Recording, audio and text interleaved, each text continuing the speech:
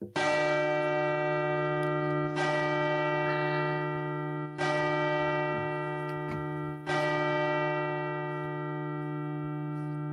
time to talk sports. It's Hacksaw's Headlines, a panorama of the world of sports, stories, comments, and opinions. Now, here's iconic sports talk show host Lee Hacksaw Hamilton and co-host John Riley.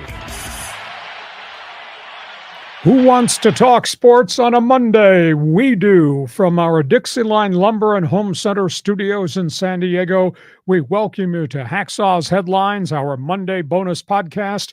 Good afternoon, everyone. This is Lee Hacksaw Hamilton, along with my co-host, John Riley. We welcome you to our Monday bonus broadcast. A ton of topics on the table with a lot of late-breaking stories. We're going to go a lot of different directions in this show. The podcast is brought to you by DIXIELINE Lumber and Home Centers. 9 stores in San Diego to serve you. You've got projects for the spring into the summer, whether it's in the house, outside on the patio, or in the workplace. Think DIXIELINE Lumber. And by North County Eye Center of Poway and Escondido, we will all need help with our eyes one of these years. When you do, whether it's something as simple as a vision test to something as complicated as cataracts, think North County Eye Center, Poway and Escondido. John Riley, good afternoon. Let me see your eyes. Are they as bloodshot as my eyes? Yeah, really. Did you watch too much basketball? Well, there's never enough basketball in the first weekend of March Madness. Absolutely amazing. We're going to cover a lot of different things, going a lot of different places today. Item 1, John, let's tell everybody about our fans forum, what happens at the end of the podcast, and how those of you who are with us on live stream can be part of our podcast in fans forum. Yeah, you got a comment or question for Lee? Just drop your comment, your take into the live chat, Facebook, YouTube, or on X, and we'll get you involved in Fans Forum. And a reminder, we want you to join our new club. It's called Hacksaw's Insiders Group. If you go to my website, that's the address, leehacksawhamilton.com. There's a big orange box right there at the top. Just fill out the information. You'll get the emails about all the different things we're rolling out in 2024. John, let's talk hoops. Let's talk about what happened to the team here. Yeah, San Diego State, had an interesting run here. Got a little squirrely in that first game. Aztecs, nice headline. Next stop, Boston. Sweet 16. Thank you, JAEDON LEDEE. There's a big distance between San Diego and New Haven, Connecticut. Big distance between the level of player in the Mountain West and the kids that play in the Ivy League. Yale's head coach, James Jones, he found out on Sunday, you're not playing Princeton or Harvard or Brown anymore. The Bulldog players found out what a real first-round draft pick looks like in JAEDON LEDEE. San Diego State, 10-0 lead right out of the gate, 11-0 spurt later in the first half. LEDEE went crazy. He hit every type of shot. They had nobody to confront him. Wound up with 15 points in the first 12 minutes. The bench bunch hit 3-point shots. They shot 60% in the first half of the game, opened up a massive 21-point lead. Yale went 6 minutes without a basket. They had 6 mixed field goals, 2 turnovers, blowout city all of a sudden. Here's a weird stat. You know the term I used, Jekyll and Hyde? Oh, yeah. San Diego State, going into March Madness, was ranked 306th in three-point efficiency. Oh, my God. And they hit 13 threes. 13 threes after being 306th in the nation. LEDEE finished with 26. Darian Trammell, where'd this come from? 18 points. And, of course, the Aztecs not only hit 13 threes, they had 48 rebounds in the game, wound up shooting 55%. On to Boston. We go to the Sweet 16, and just ahead, that's UConn, 33-3, the guys who played in the championship game last year. This is a really tough assignment. San Diego State did not get home till 4 o'clock Monday morning. So they got a limited window of practice on Monday. They'll have whatever full practice they have on Tuesday. They'll have a bit of a walkthrough on Wednesday. They didn't get on a plane, and they go to Boston. They have to play Thursday at 4:40 p.m. This is a really short work week, and not only short work week, limited time to recover, limited time to practice game plan. You're going to Boston, which means everybody in the arena will probably be wearing UConn blue and white. Right. I mean, this is going to be a really tough road trip. There's no doubt San Diego State has earned it. I don't know if they've got enough firepower to match up with the UConn, because UConn is just stomping everybody they're playing right now. So, John, I watched it. I enjoyed it. I think we say thank you, JAEDON LEDEE. I don't know if there's another game after Thursday's game. We got to love Sweet 16 2 years in a row. Yeah. I mean, that's nice, you know, and it's not like the championship game. That moment was, you know, it wasn't as if that was a one-time thing, right? You know, so the Aztecs are back in the mix, and you look at all the other teams that are in the Sweet 16, a lot of blue bloods in there, a lot of longtime performers. So good on San Diego State. But it got a little squirrely there in that first game against UAB. I got kind of nervous, but, you know, Dutcher and the boys, they said they had the confidence from the experience from last year. I'll tell you, their ability to make adjustments midstream against UAB, because that coaching staff changed up their defenses virtually every other trip down the floor. San Diego State was looking at something different defensively. Yeah. And that's why they struggled. And that's why there were so many turnovers in the Alabama-Birmingham game, because there was no rhythm and flow, because they're looking, is that a zone? Is it a 1-3-1 zone? Is it a box and one against LEDEE? And then suddenly they couldn't hit shots, and they're throwing the ball away, and they were forcing things, trying to run it up the floor, but they gathered it back in. And at the end of the day, LEDEE did what LEDEE always does. He's fouling out all your big men. Yeah, all of them. He did it to UAB. He obviously did it to Yale. I give Yale a lot of credit. I could see how they could own the Ivy League, because they do have athletes, they do have size, they do have quickness, and they ran some schematic stuff with backdoor passes to say, wow, I can understand them blowing everybody in the Ivy League out. San Diego State struggled for chunks of time with some of the pick and rolls and backdoor stuff, and then they made some adjustments, and that took Yale out of the game. So on we go. That's San Diego State, Boston, Thursday afternoon. That is the UConn Huskies. So is the kryptonite problem solved, Lee? Well, it was on Sunday. Yeah. I have huge reservations at Jekyll and Hyde. If they can repeat that, though, if they can repeat that on Thursday, I think the Aztecs have a shot. Against UConn? They came close in the championship game. They got it down to 5 in the second half. Against a 33-3 UConn team. Well, we'll see. I mean, you know, they beat #1 overall seed Alabama last year. You're entitled to wear your heart on your sleeve. I have no problem with that. I'm just dealing with some realities of what I see. Okay, let's talk about what we saw during a tournament. Yeah, so many crazy games and upsets, and I'm still kind of exhausted from watching that Grand Canyon Alabama game. Upset City, good headline there, John. 12 upsets overall in the first weekend. I tried to figure out which was the biggest upset of all. Was it Gonzaga taking out Kansas? The Zags hit 60% of their shots against the Jayhawks, who had one of the best big men in the country. They hit only 38% of the shots. Or was it Oakland and what they did to John Calipari in Kentucky? Or was it Yale taking out Auburn? Auburn self-destructed when ex-Aztec Chad Baker flipped an errant elbow running down the court, hit a kid in the face in response to getting bounced the prior possession. Mm-hmm. And Chad Baker, Mazzara, got ejected from the game. Their power forward. 4 minutes into the game, he got thrown out. Yeah. And he took no responsibility. My guys, I got my guys at my back. What BS. I mean, he cost Auburn that game. You got Grand Canyon eliminating St. Mary's. How is that possible? Yeah. A week after St. Mary's had blown out Gonzaga in the WCC championship. James Madison beat Wisconsin of the Big Ten. That was a big one. Dayton went a 24-4 run at the end, took out Nevada. Yeah. Wow. Clemson beat Baylor. Baylor was 3rd seed.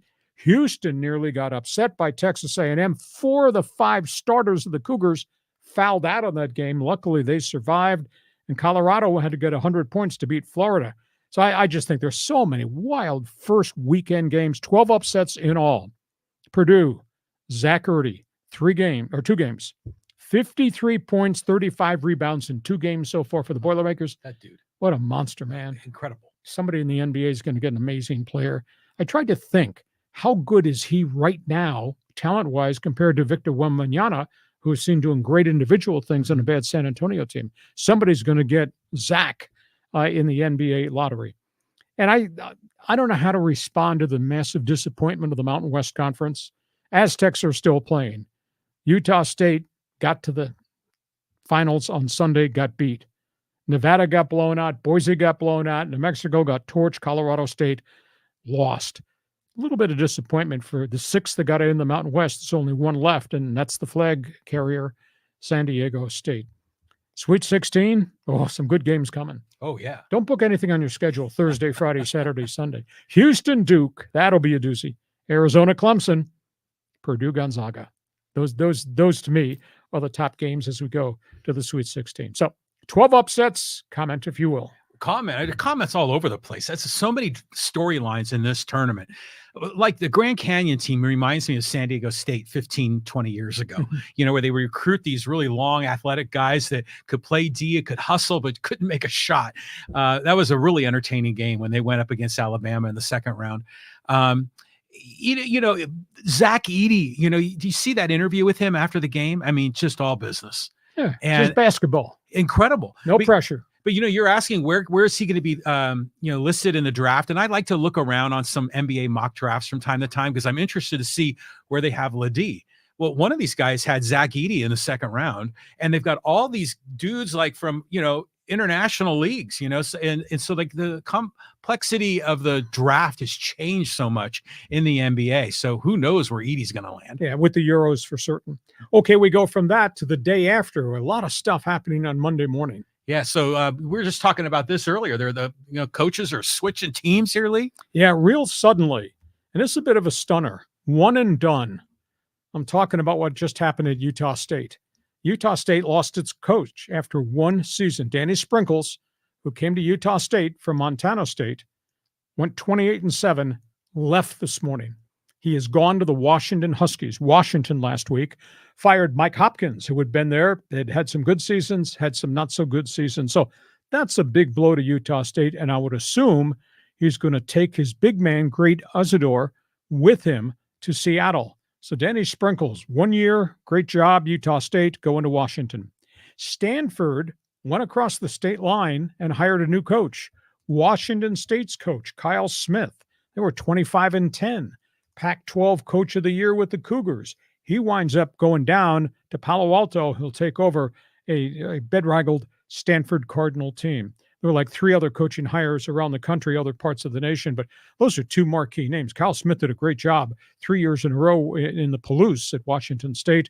And obviously what Sprinkles did, one and done at Utah State. Big blow for Utah State. Yeah, I mean, Sprinkles kind of rolled in and did amazing things, and now he's rolling out. But there's also the coach from Florida Atlantic is now in Michigan now, right? Right. He got hired by Michigan. Ex-Ohio State coach got hired this weekend, and there were more coaching hires in Vanderbilt and a few other places today. So what do you think, talk about the Mountain West, who do you think is going to replace Justin Hudson? Is there any discussion of that? Not yet, but their problem is there's a reputation there that's troublesome. It's a football school that's got limitations in NIL money. Now they'll find a young coach on the up and coming, but they're not walking in the front door with a lot of resources to use on Fresno State basketball. Right. And I'll be intrigued to see where Justin Hudson winds up. Maybe as somebody's assistant. I don't know if he's going to hire immediately to be a head coach, but maybe he'll bounce back and be somewhere else on somebody's staff. Well, I saw a rumor on social media of Nico Medved maybe being the next coach at West Virginia. West Virginia went and hired the Drake coach this morning. Ah, okay. Interesting. And Nico's a good coach too. Yeah, he is. So, okay, that's where we are. All things basketball. You got an opinion on the Aztecs as they get ready to go tangle with UConn? You agree with me that this thing is really stacked against them because of the short work week, East Coast trip, early game. But join us in Fans Forum. You want to talk college basketball, feel free to be part of it. Let's go from that. Let's talk baseball, John. Baseball, yeah, kind of a special day at Petco Park. Yeah, what an emotional day. Celebration of life for St. Peter Seidler, the late owner of the San Diego Padres. Tremendous turnout. Virtually the entire organization. Some fans were there. It was obviously impacted by the rainy weather over the weekend. I'll tell you what, as I paid attention to it, all I could think of is Peter Seidler used to walk around with a baseball in his hand, and he'd flip that baseball. He'd be talking, he'd flip it. Yeah. He just loved the game. I could see him in heaven flipping that baseball, watching the proceedings down at Petco Park. Most unique man I ever dealt with in terms of a man who had wealth. I'd get emails from him at 3:00 in the morning. He and I would exchange ideas, and he read my columns and my website all the time. And he'd respond at 3:00 in the morning.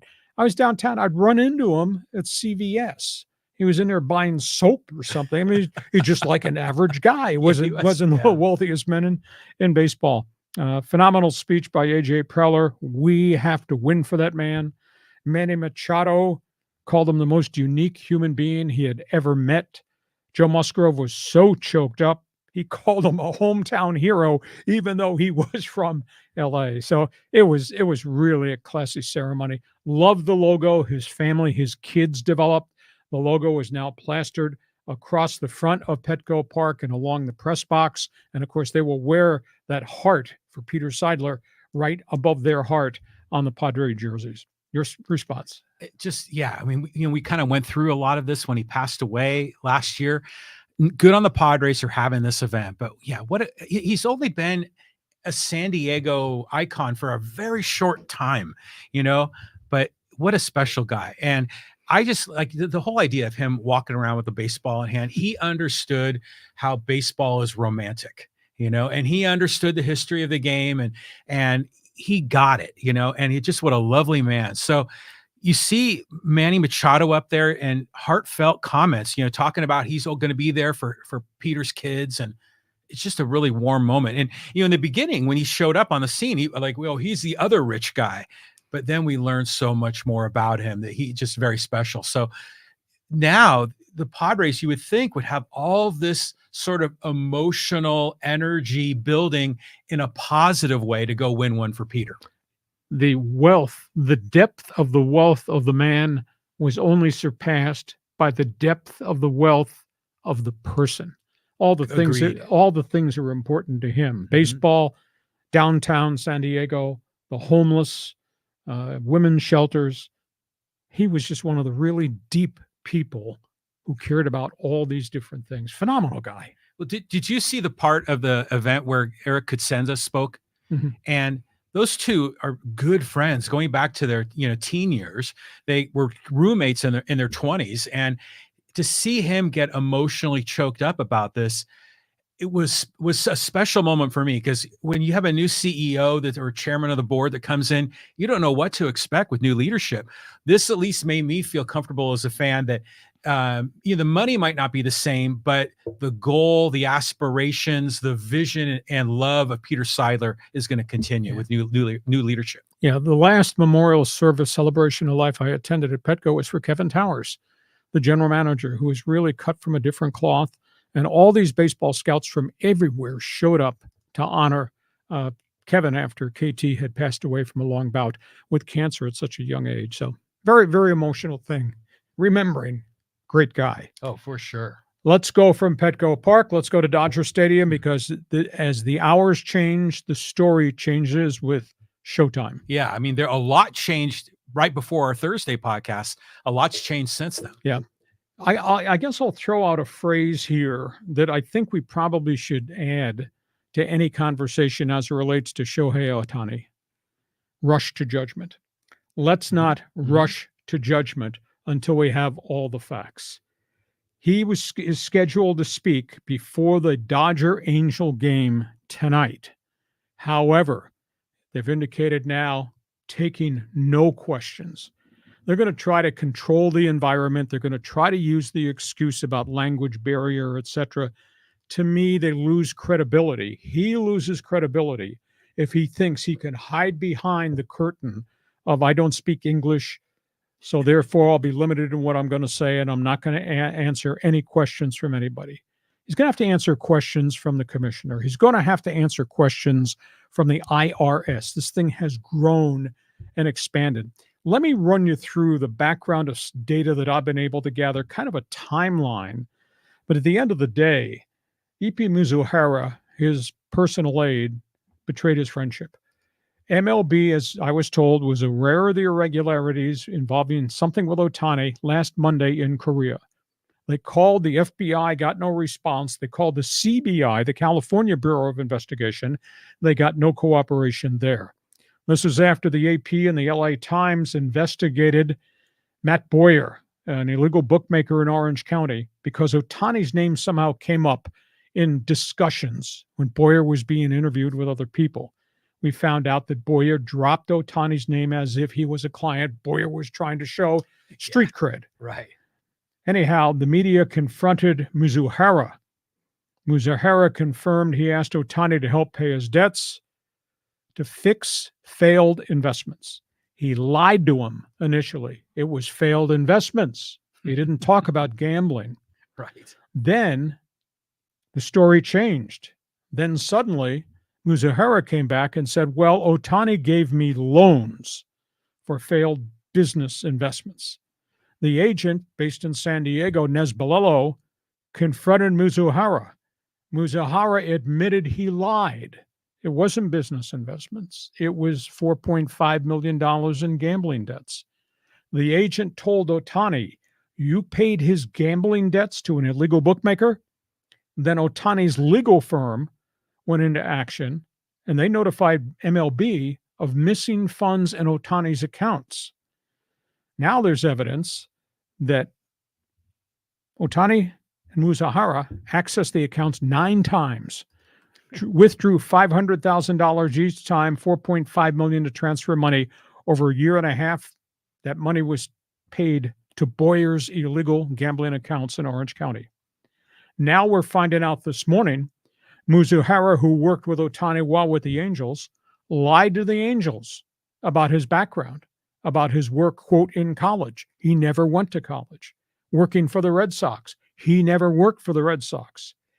Now they're investigating whether or not Muzahara, who worked for the Nippon Ham Fighters, where he first met Ohtani, whether he was involved in Japanese gambling. That's being investigated. The IRS is now investigating tax code violations. You can't make donations as business loans to gamblers. Right. That's a big issue. And I'm expecting that before this Dodger-Angel game, Ohtani will announce he's denouncing this guy and he's going to sue him. Now, what are you going to sue him? He's got no money. All he's got is debts everywhere. So you got the MLB probe, you got the IRS probe. Other baseball people have been close to Ohtani, says he never bet on sports. He even refused to go to casinos with teammates while they were on the road. He's going to cooperate, going to have to cooperate. He's not going to be put on administrative leave. At least that's what I'm led to believe. Dodgers were shocked at team meetings. The Angels said, why would he bet on anything? He had no interest in any other sport except Major League Baseball. I wonder if this becomes a distraction for the team in the clubhouse going forward. So Ohtani's just going to make a statement. He's not going to take any questions. I think that's a credibility issue for me. Mm-hmm. Maybe he's going to hide behind not only the language barrier, but hide behind, well, it's a federal investigation. I can't say this. I can't say that at this point in time. Somewhere down the line, there's going to have to be some accountability of what he knew, when he knew it, and why he did what he did. I was told by a reporter from Japan that I interact with that Ohtani last year made $90 million, $60 million in endorsements, $30 million last year's salary with the Angels. And $4.5 million, that's 25 cents to him. And Ohtani doesn't pay much attention to money, no matter how he makes. There is an alarming aspect, though, that they're looking into charitable foundations that Ohtani has funded in his career, and they're trying to determine, as of Monday midday, whether Muzahara had access to funds with a charitable foundation, because Muzahara was doing a lot of business stuff for Ohtani. We've not heard the end of the story. So, John, your response. Where do you start with all this? I mean, first I'm having visions of Sammy Sosa in front of Congress. No parle anglais. Exactly. Right. So the speculation on social media is wild. I mean, there are some people that claim Ohtani is innocent and the interpreter is the one that's the bad guy. But there's other people that are convinced that Ohtani is doing all the gambling and he's got to be held accountable to the law, and they want to drag him down. And, it's amazing. To your point, we shouldn't be jumping to conclusions, but this thing, I think, has become a big deal, legally, because gambling is illegal in California on sports, which still strikes me as bizarre, how we can bet on sports in 40 states, but California's so-called, progressive state doesn't allow it. I think that's what got him into trouble the most legally. But, in the end, I hope Major League Baseball does the proper investigation here, and they've got to do their due diligence. And yeah, that may require Ohtani to kind of take a back seat, at least in terms of how he comments publicly. But we need to get through this because it's lingering too long. And it's going to be a shadow in the Dodger clubhouse going forward. And there's a sidebar story with all the attention that's being focused on him. And there are like 70 Japanese, Korean, Taiwanese media They're at every Dodger game and every Dodger practice in the Dodger clubhouse, and they've overtaken the locker room. Mhm. And I just wonder how the star players are going to react to that, because Ohtani, is as great a player as he is kind of distant. He's standoffish. He's in his own Japanese culture world. And I wonder if Dodger players are going to start to get tired of this, that all the attention is on him and his scandal and not on a first place team and the other stars that they've got. There's a second layer here that we're going to have to pay attention to going forward. Well, let's see how the Dodgers come out of the gate. I mean, imagine if they struggle in April and if Yamamoto turns out to be a bomb like he was in game 2 of the season. So yeah, you're right. There's a lot of interesting angles to this. It seems to me, though, that there's generally a good vibe in the Dodger clubhouse with Dave Roberts' leadership, at least before this whole scandal came up. So hopefully the boys in blue, they can handle this in the clubhouse. It may be tough. No rush to judgment, please. We'll see where this goes. The story, though, is not going away. You got an opinion? Join us on Fans Forum. Tell us your thoughts on this Ohtani situation. We get to halftime, our Monday bonus podcast, our podcast brought to you by DIXIELINE Lumber and Home Center Stores. John, we all do projects around our house, whether that's your brand new British front door, whether it's the tiling, whether it's the windows, whether it's the screen doors on the patio. Explain to everybody what DIXIELINE Lumber is all about. Yeah, DIXIELINE Lumber been in business here in San Diego for over 100 years, providing everything you need for home repair, building a brand new home. And you know what? They're opening up a new facility in Dana Point. DIXIELINE's expanding up in Orange County. DIXIELINE Lumber. Build it, fix it, guarantee you will enjoy it in 2024.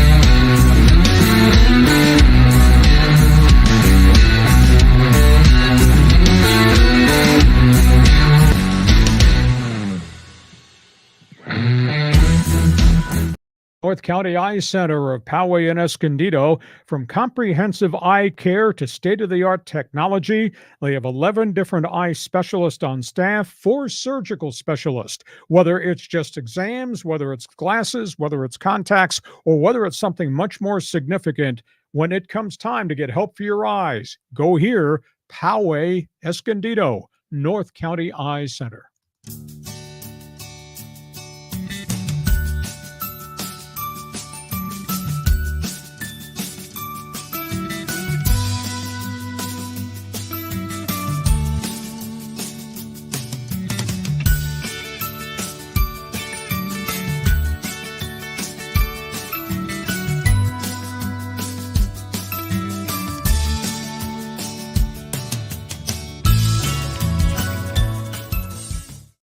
Back here as our Monday bonus podcast continues. John, introduce everybody who's joined us on our live stream, including our O Canada group on the network, how they can get involved right at the end with what we call Fans Forum. Yeah, Fans Forum. I mean, I've already seen everyone piling. I'm always sifting through the messages as we're doing the live stream. But hey, if you got a question or comment for Lee, drop your take in the live chat on Facebook, YouTube, or on X. And a reminder, if you like sports, check my website. I write on it every day. It's there first thing every morning.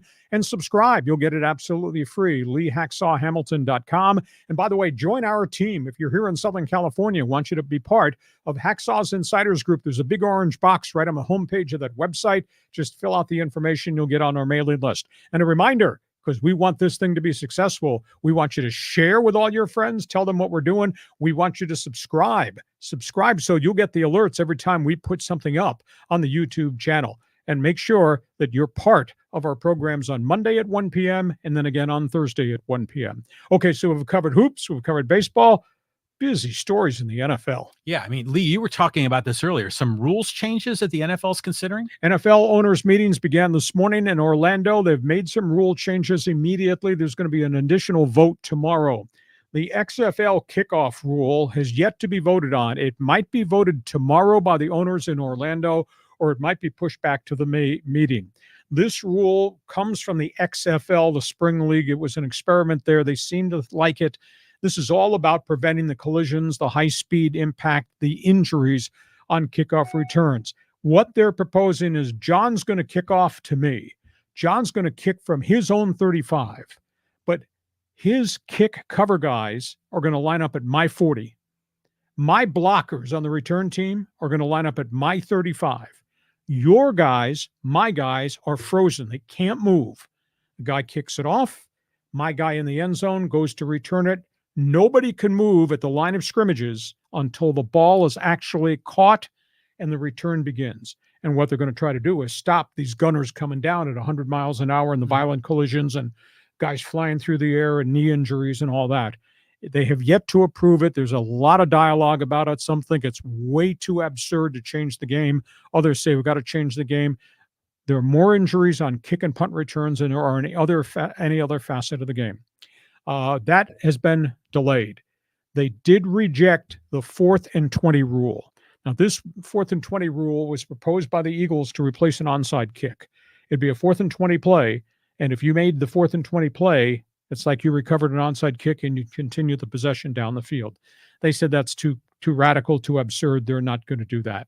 They did impose the ban on the hip drop tackle.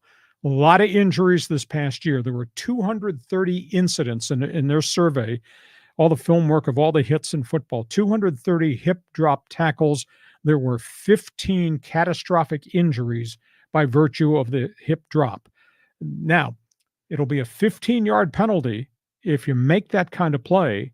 It will be reviewed after Sunday, and the player that does it could get a significant fine. It's kind of been packaged like helmet hits. You hit me with your helmet, maybe there's a flag, maybe there's not a flag, but it's going to be reviewed on Monday at the league office, and you could get a $25,000 fine, depending on the violence of the hit. So if there's somebody involved with a hip drop tackle, maybe there isn't a flag, or maybe there is a flag. It's going to be reviewed Monday. The guy who does the hip drop tackle can get fined in addition to the 15-yard penalty. They're also doing something different. We have a replay assistant in the booth. He's going to be on communication headset with the head referee. And if there is a questionable mistake hit to the helmet of a quarterback scrambling over the line of scrimmage, if there is a grounding play that's not called correctly, the replay guy in the booth can message down to the referee, hold it, we're going to review, and the referee can either pick up the flag if there was a non-helmet hit, or he can throw a late flag if there was a late helmet hit. So they're using replay from a safety factor on a couple of other things. So that's the first group of rules that were passed, rejected, and tabled in the early Monday sessions in Orlando. Well, I like the rules that they're going to, get it right. I like seeing them get the play right and also protecting the player. So that all sounds good. I want to go back, though, to the kickoff. I'm trying to imagine in my mind, because we have kickoffs and we have punts, which are different.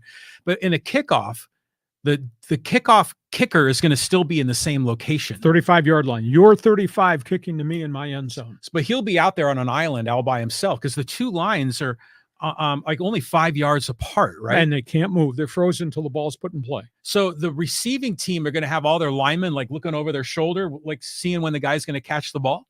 Yeah.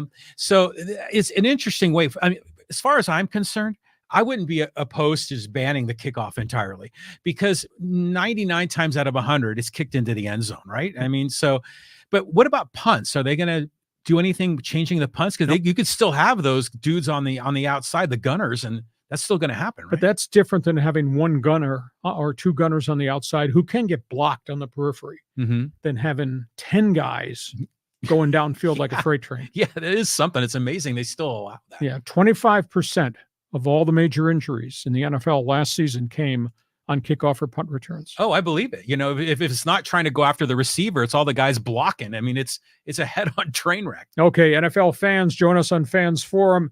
Should we take the kickoff return out of the game just because of the injury factor more than anything else? Feel free to give us an opinion. Let's go from that. Let's talk about news and notes around the NFL. Yeah, the Chargers, Keenan Allen, this trade is still a lot of bubbles rifting, right? Yeah, a lot of conversation. He wound up, of course, going to the Chicago Bears in a deal.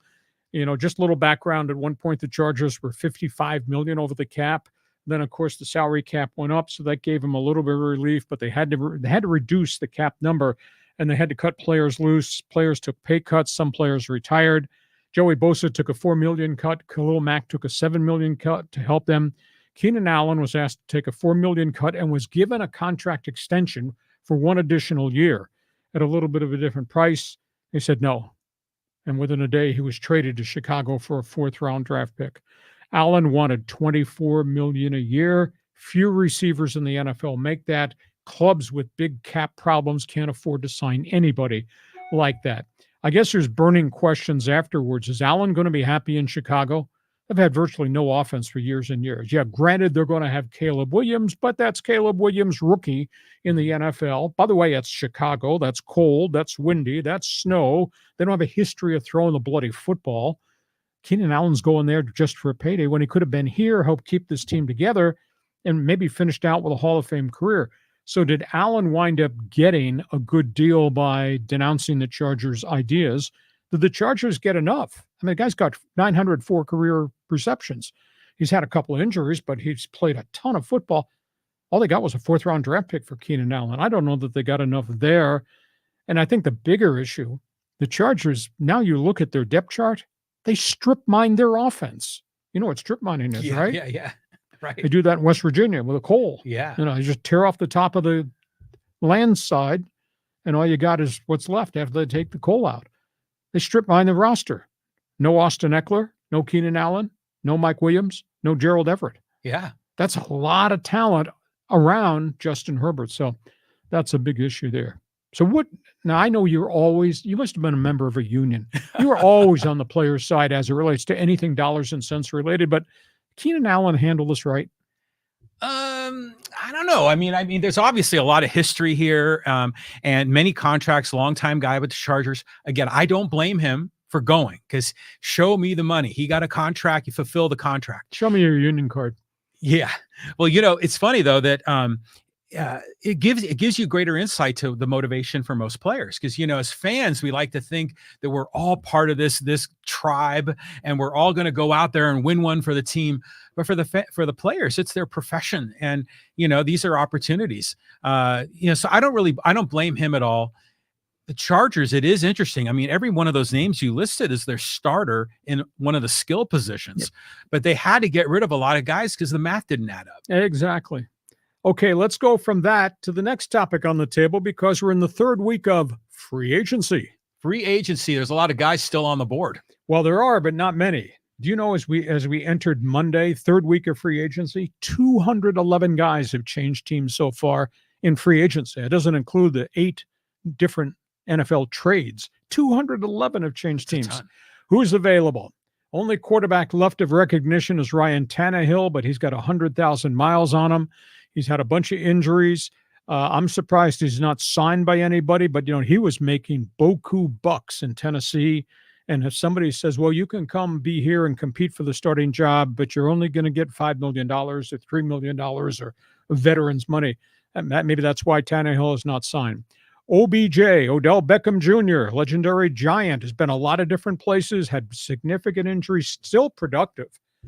Last year, he averaged 16 yards per catch, but limited play for the Baltimore Ravens. He was just this morning offered a deal to go to Miami. So it may well be he's going to be the next one that's going to sign.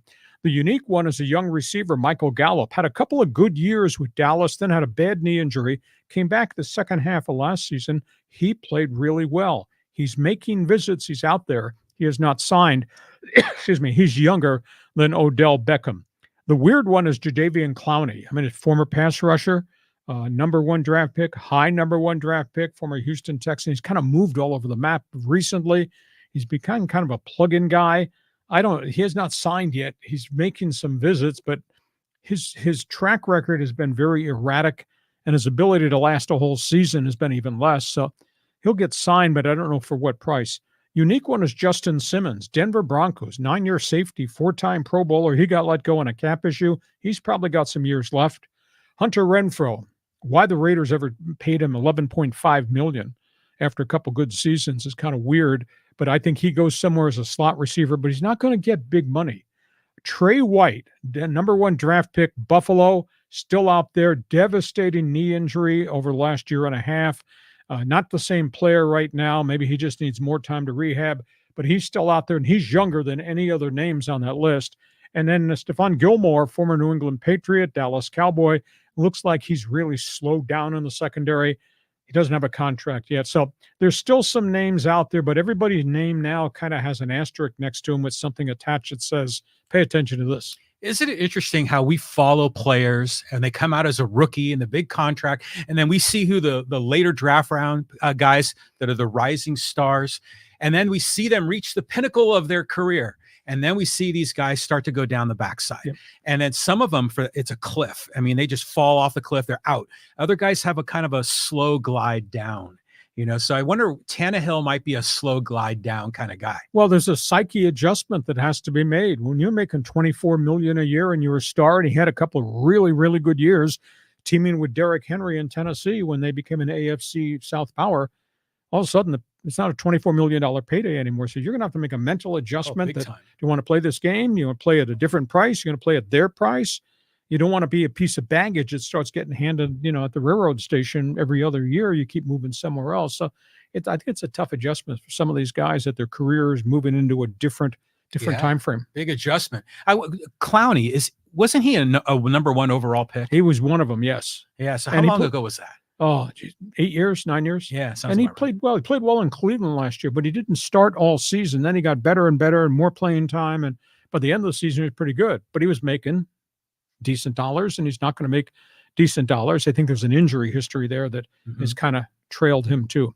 Okay, we go from that to the final topic on the table. This involves trade rumors and quarterbacks. Yeah, I love trade rumors. So, and quarterbacks are always fascinating. What's new, Lee? Here's the burning question.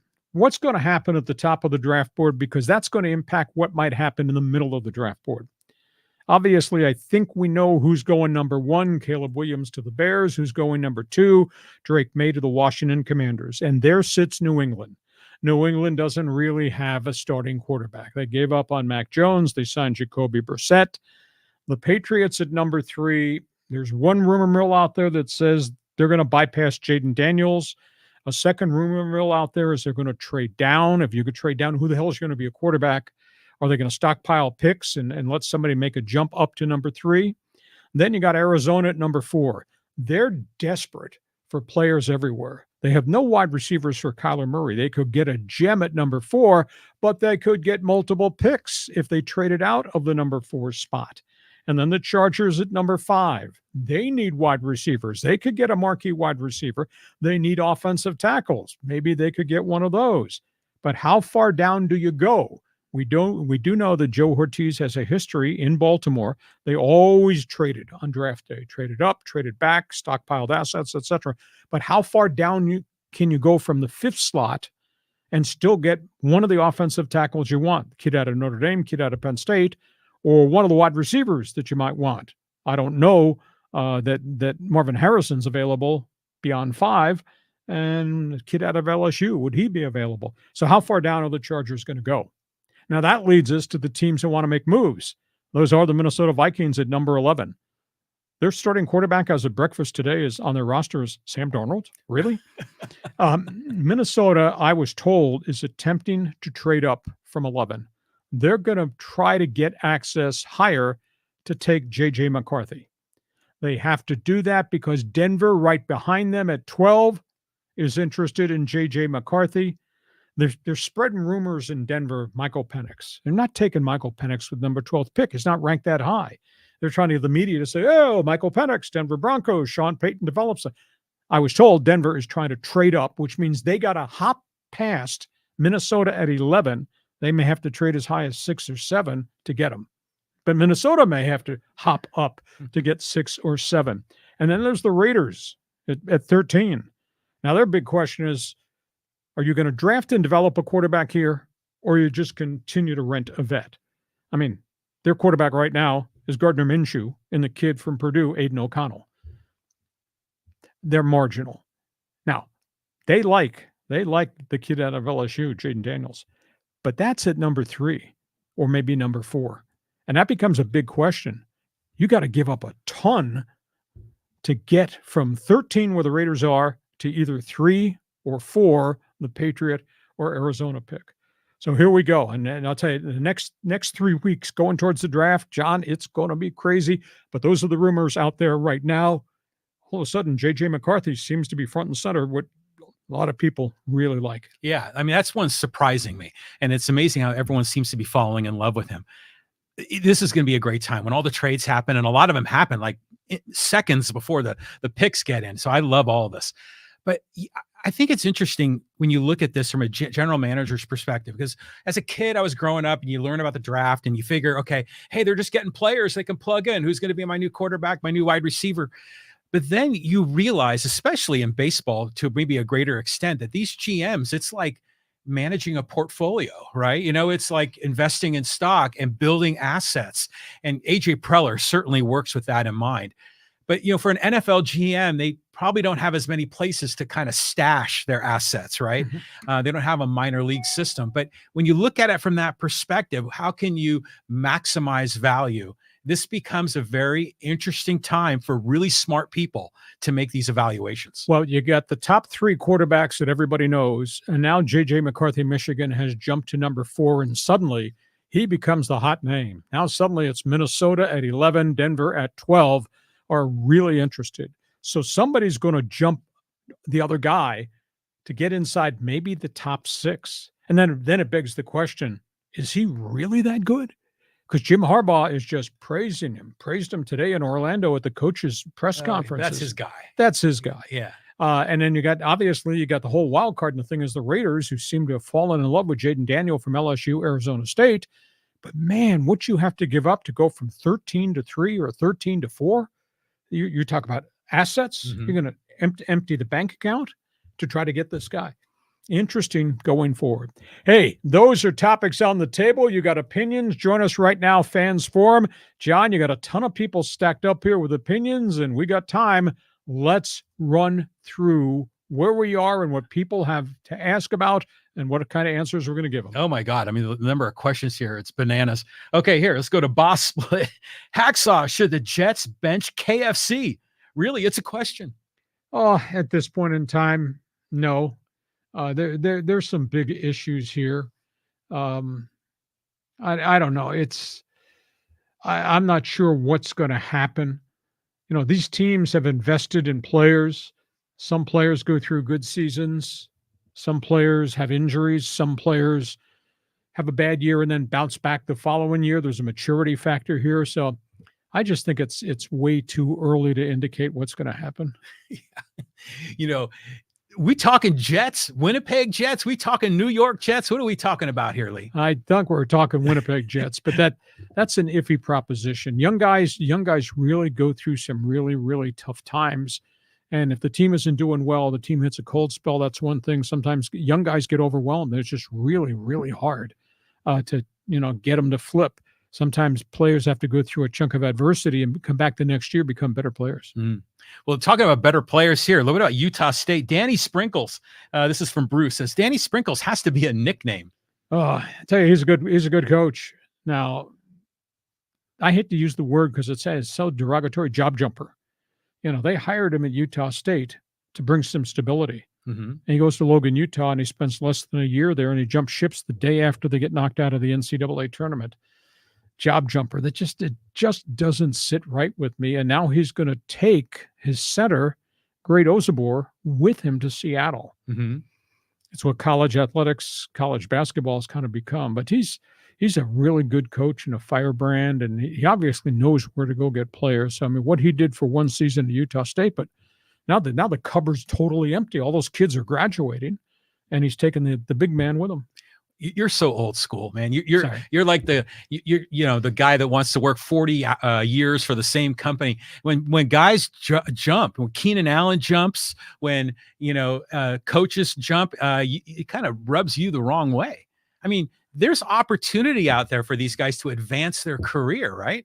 So you're the one that took the pen in my dictionary and under the L page where it said loyalty, you're the one who scratched out loyalty? Well, when you got the phone call from Spanos to come to San Diego, what were you loyal in Phoenix? No, because I had given them 7 years of my life and had done a phenomenal job, and I put Sports Talk Radio on the map at KTAR Phoenix. Yeah, and you came here, and it was even better. Exactly. There you go. Okay, let's move on here. Let's go to JK. He says, greetings from Las Vegas, Nevada. Thoughts on the Padres rotation coming into opening day? Also, let's go Aztecs. Well, go Aztecs. This has been a phenomenal run. I don't know that the run can continue after Thursday at UConn. This short work week really concerns me the most. They, as I mentioned early on, they got home at 4 a.m. on Monday. They're going to have a short walkthrough game plan meeting on Monday. They're going to have a full practice on Tuesday, a short walkthrough on Wednesday, board the plane, go to Boston. They're going to play early Thursday. So their schedule is very compacted. Great job, though, by Brian Dutcher. In terms of the Padre rotation, let's just hold our breath. Darvish does not look like vintage Darvish yet. Musgrove does not look like vintage Joe Musgrove yet. Michael King has pitched pretty well. Obviously, Dylan Cease now comes on board, and he will give them a top 4 that's going to be pretty competitive, and they're going to be 9 deep in the bullpen. We're just going to need to be patient to see if Darvish coming off the elbow issue, Musgrove coming off the shoulder capsule issue, can actually be back what they were to the height of the prior 2 seasons. I just think it's going to take time. The saving grace is they've got 9 relievers in the pen that I think I can trust right now. Yeah, well, I agree with you. I think the pen's going to be fine. We'll find out what these starters are going to be. Michael King, I'm excited about him. Love the Cease deal. I think that was fantastic. The number 5 spot, we're still going to learn about that one. But I just want to take a side story. Yesterday, my daughter ran in the San Diego half marathon. So my wife and I, we trekked down to the gas lamp, and we parked right by Petco. And you just see have you seen the renovations that they're doing there? I mean, it's nice. I mean, that whole park in the park is very different now. Yeah, the Gallagher Square with the building and all that. Yeah, so it's a different vibe there. The kids have that wiffle ball court. They got a big screen jumbotron in the wiffle ball court, and it's terrific. So, and it's interesting when you walk by the park, you see on the murals which players they're highlighting. And it's Tatis, it's Machado, it's Darvish, it's Musgrove. It just gives you an indication who their guys are, Exactly. Okay, we carry on with more. This is what we call Fans Forum. Okay, let's go here to Ed. He goes, Ohtani was gambling, probably on baseball. Since when does an interpreter have access to a pro athlete's bank accounts? Well, I concur with you, but there was a unique relationship. And now that's not the sentiment that has been expressed by Dodger and Angel players who know Ohtani, that say he doesn't go to casinos with them. He does not go out and party. He lives in his own culture away from the ballpark. So until they can prove to me, I'm not going to rush to judgment. I don't understand their stupidity. I said last week, was he naive? Was he stupid? How can you entrust this person? But somebody else, a Japanese guy that I network with, said, Lee, he makes $90 million a year in endorsements. So $4.5 million doesn't seem like a lot of money, and he doesn't pay attention very much to money. So I guess the flip question is Mizuhara really a seedy person? The more and more we dig, or has been dug, that's been revealed since last week, you start to think, oh, this guy seems to have had all kinds of different agendas while working with Ohtani. But I have a hard time believing Ohtani would ever bet on baseball. Yeah, I do too. I agree with your point there. But it is interesting how all these players, in this case, Ohtani, has his own wingman, because all the business and the endorsements and all the intricacies of his business life, not to say, his athletic life as well, you almost need like a traveling secretary to go with you. Well, that's what he was. Yeah. So it's interesting that these players have these kind of guys. But yeah, when I think I saw a rumor that he was supposed to, the translator said he went to UC Riverside, I think, and he never went. And he never worked for the Red Sox. Right. So if he's got all this history of lying and deceit and con jobs, that most likely he's the culprit. Yeah. We'll wait to see about the latest rumor, Nippon Ham Fighters. And the scary one, did he have access to Ohtani's charities? Is there missing money there too? The story is far from told. Okay, here's another Ohtani comment. This is from John. He says, there's probably a lot we don't know. You wonder what the Angels knew when they decided to let him go. The Angels, to lure him from Japan, first of all, he was not a mega free agent. He was a limited free agent. There was a structure to how the contract would go. And one of the things was Ohtani wanted his own personal aide, and that was Mizuhara. And the Angels agreed. And the Angels allowed him to have all these clauses in his contract that he would rehab on his own outside of the circle of Angel doctors. He had a trusted group of advisors, and he had never had problems in the Japanese league with the ham fighters. So they agreed to all this, including this gentleman coming on board to be his personal aide, if you will. So that's where we are right now. The Dodgers accepted the same thing because nobody at that point, when the Dodgers were about to sign him, knew there was anything wrong with this guy. The Dodgers do have other Japanese and Korean interpreters within their infrastructure who help with other players. Mm-hmm. So that's where we are right now. There was no red flags when the Dodgers signed him. The Angels had no red flags that they were aware of at that point in time. Yeah. I mean, he always strikes us as a very sincere, humble, kind of a quiet guy. So it seems so out of character that he was like, hooking up with bookies and everything else. But yeah, we'll find out. Don't rush to judgment, but we can speculate. Moving on. Okay, here, let's go to Joy. And she says, give Hacksaw a thumbs up.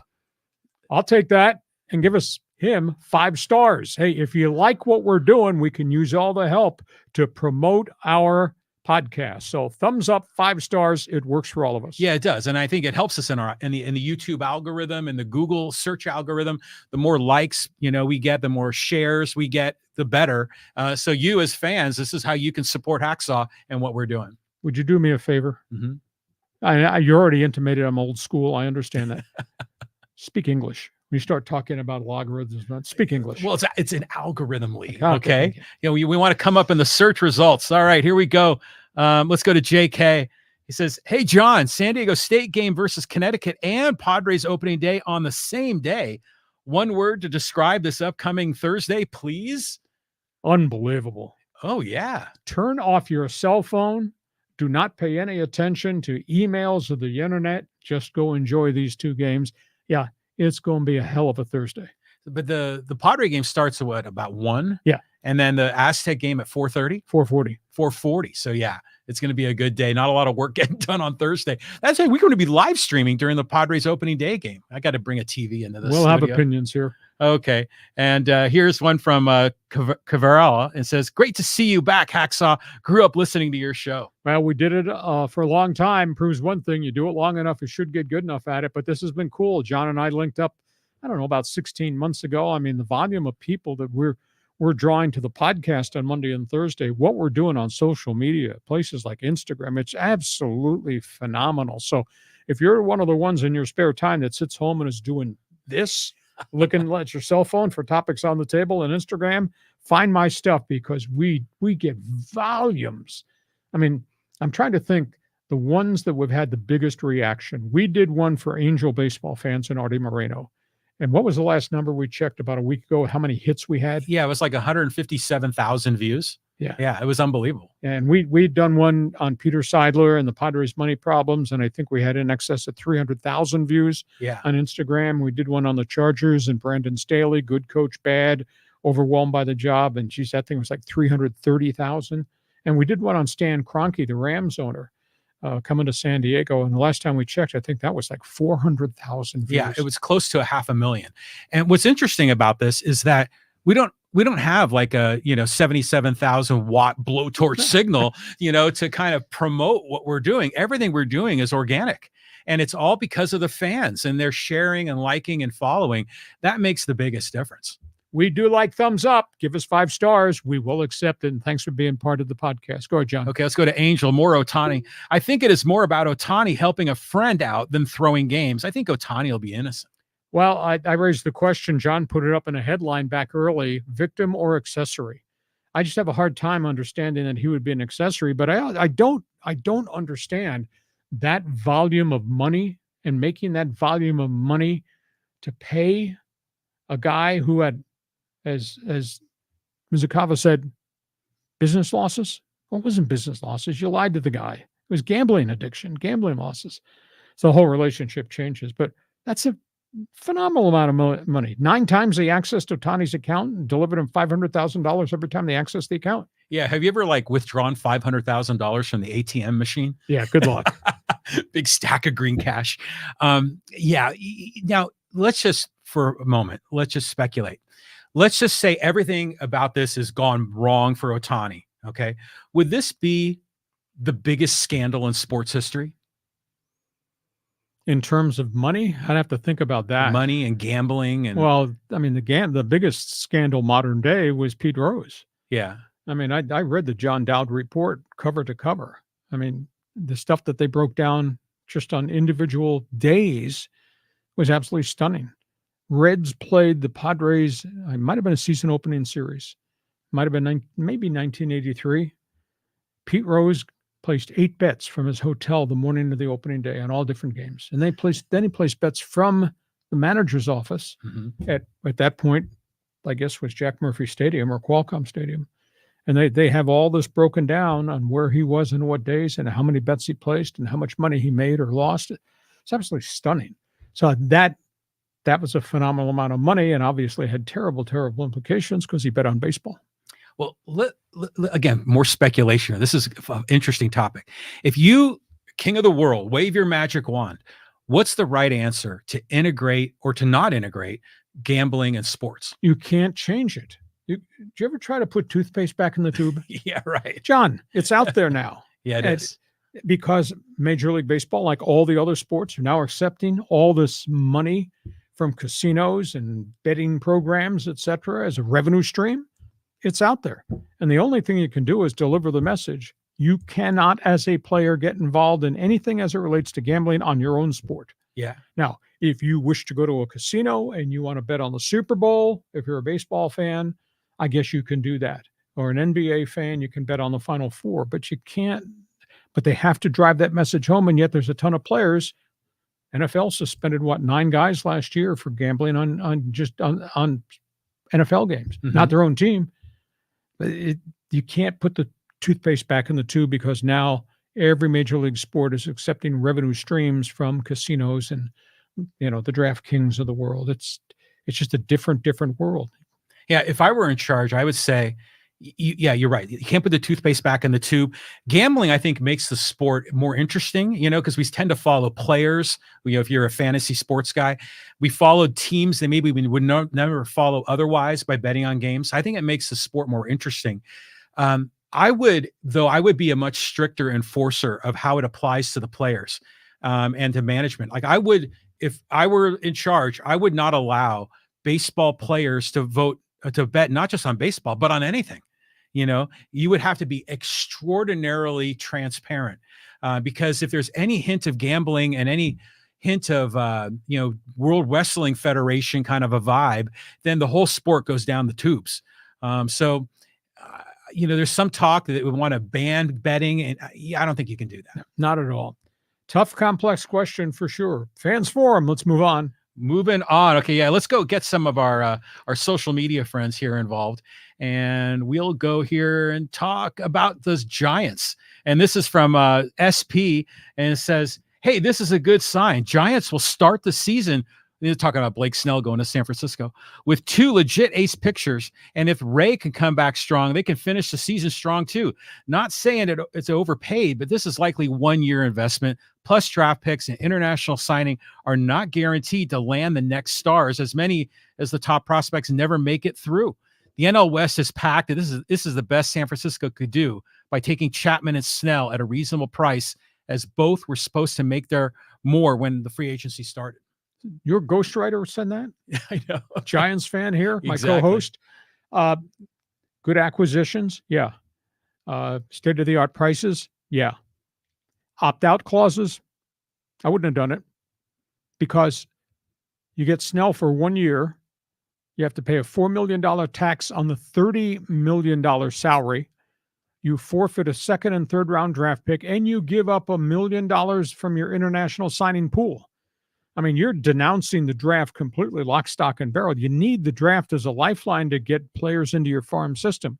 And if you have $1 million less in your pool, that means you're not going to be able to sign as many good players. And if you don't have draft picks at the top of the board, how are you going to get talent in your system to replace Snell or Chapman if those guys are opting out after 1 year? So I just question the opt-out decision made by that general manager. Well, it's kind of like we said earlier. It's like managing an assets, managing a portfolio. Yeah, on the surface doesn't really seem to make a lot of sense.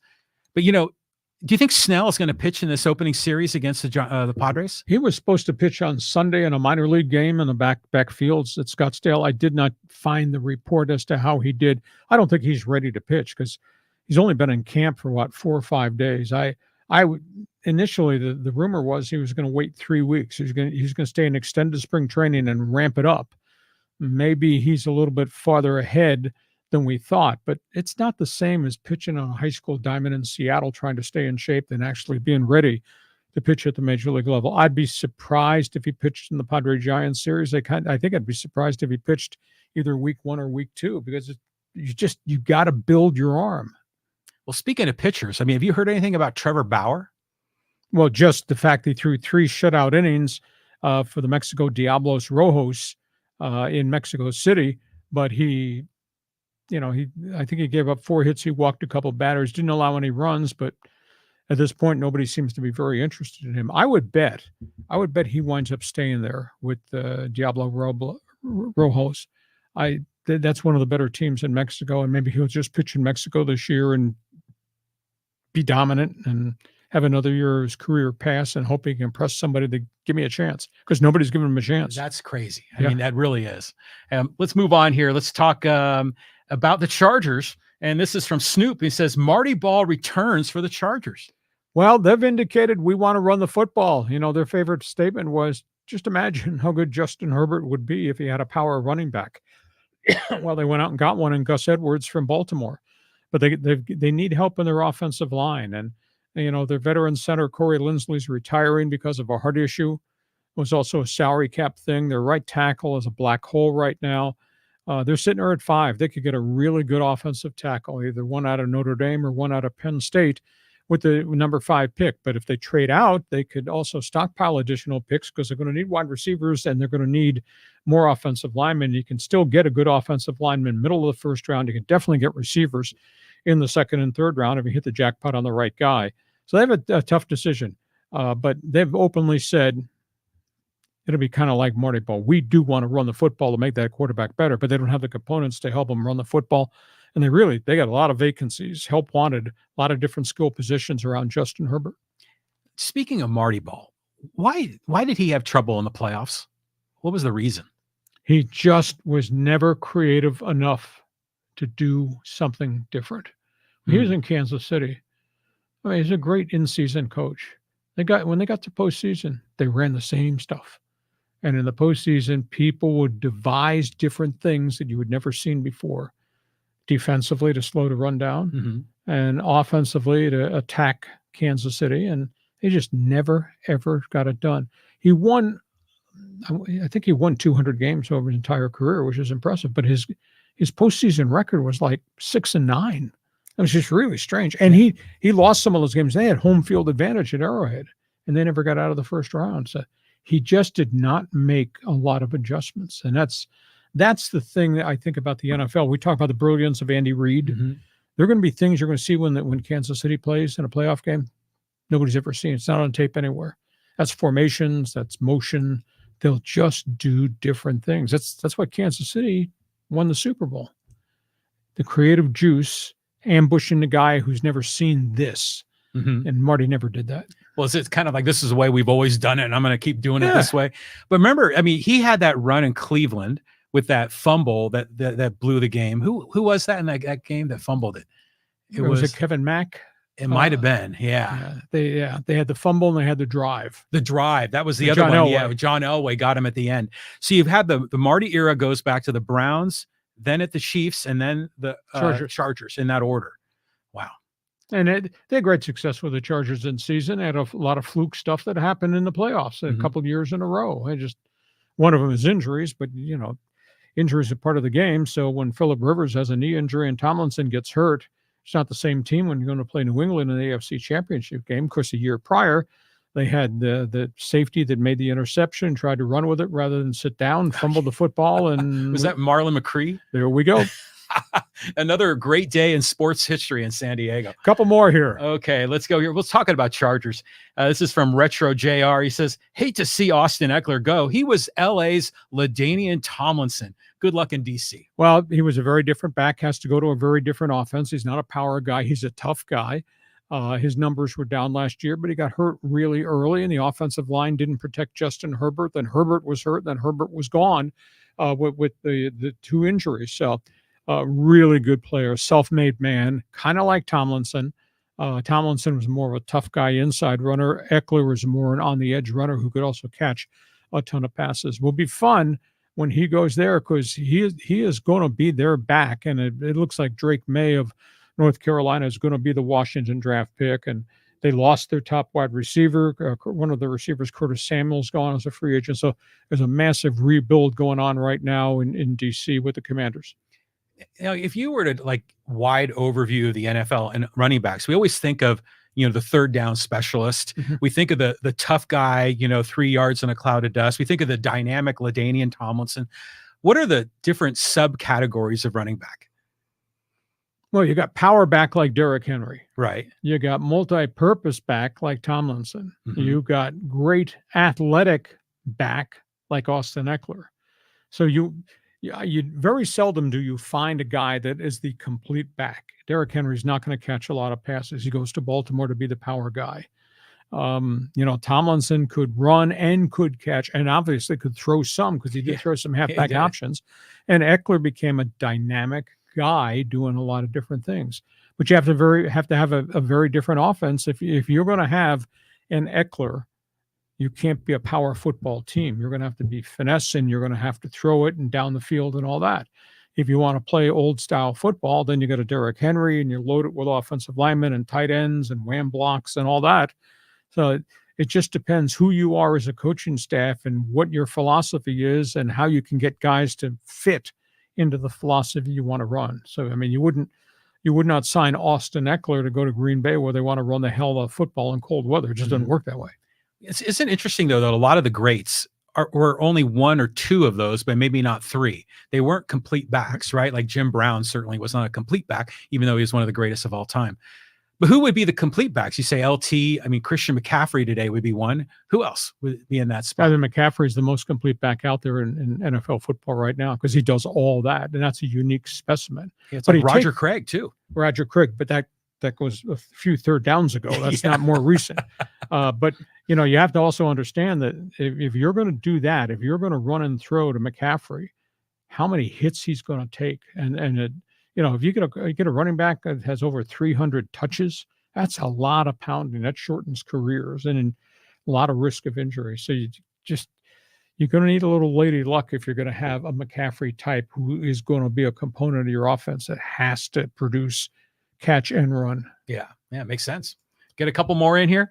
Okay, I want to share some. As I told you, my Dodger fan or Ohtani fans have really crazy comments, but I wanted to share one of these.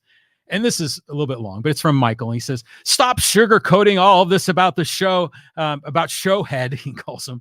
He should be suspended for 10 years. He's got so much privilege. He's got deferred money that the Dodgers corruptly did. From the very beginning, should have been a warning sign, a red flag. The FBI will never come to the conclusion of him due to the fact that they're corruptible and will be passing out a deal behind back rooms, just like ESPN, just like Major League Baseball, and all of its rigging of games with umpires and broadcasters from top to bottom. Conspiracy theory. Holy cow. Connect the dots on that one. You violated the first rule of today's podcast. No rush to judgment. Dodgers did not do anything illegal. Deferred payments have been part of baseball going back to the 1980s. People don't know there is a rule. You're deferring $70 million a year for Ohtani. You have to put 5 to 10% of the deferral amount in a separate reserve pool that can't be used that given year for players. So the Dodgers, I don't do math good off the top of my head, but just tell me what 5% of 70 million is. That's the amount of money the Dodgers had to put into the reserve pool that they can't touch this year. Yes, and next year, $3.5 million. Okay, next year they'll put more in, et cetera, et cetera. So I'm glad you can think on your feet because I can't. So they didn't do anything illegal. Is the money unbelievable? Yeah. Does he need it though? No, he probably does not. There's no interest to it. It's kind of unique. A player would agree to that type of deferral without the agent saying, give me 5% interest every year. I must be a Dodger hater. Let's just let this thing run its course, and then we make a determination whether he was a victim or whether he actually was an accessory.